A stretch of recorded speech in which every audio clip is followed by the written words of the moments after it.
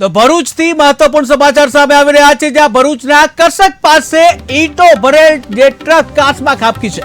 ભરૂચના કરસક પાસે ઈંટો ભરેલ ટ્રક કાચમાં ખાબકી કે જ્યાં ટ્રક કાચમાં ખાબકતા માર્ગ પર ટ્રાફિક જામ સર્જાયો। ત્યારે અધવચ્ચે ટ્રક ખાબકવાથી ઘટનાને પગલે હાલાકી કે જ્યાં વાહન ચાલકો ટ્રાફિકના કારણે ત્રાહિમામ પોકારી ઉઠ્યા છે। કે જ્યાં વધુ એકવાર જે અકસ્માતની ઘટના કે જ્યાં ભરૂચના જે કરસક પાસે જે ઈંટો ભરેલ જે ટ્રક જે છે એ કાચમાં ખાબકી ગયો કે જ્યાં ટ્રક કાચમાં ખાબકતા માર્ગ ઉપર ટ્રાફિક જામ થયો કે જ્યાં અડધો રોડ જે છે આ ટ્રક દ્વારા જ રોકી લેવામાં આવ્યો।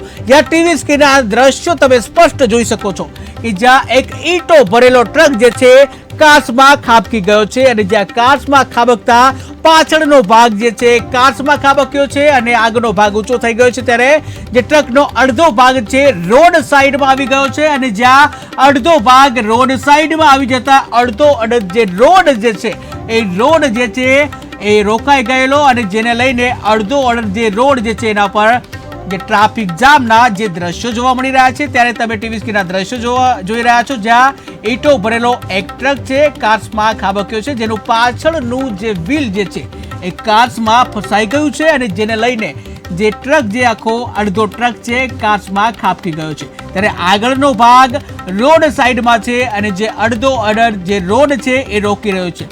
ત્યારે અડધો રોડ રોકાઈ જતા ટ્રાફિક જે છે એને લઈને જે કહી શકાય કે વાહન ચાલકોને પણ ત્યાં તકલીફ પડી રહી છે નીકળવામાં, કેમ કે અડધો રોડ જે ટ્રક દ્વારા જ રોકાઈ ગયેલો છે।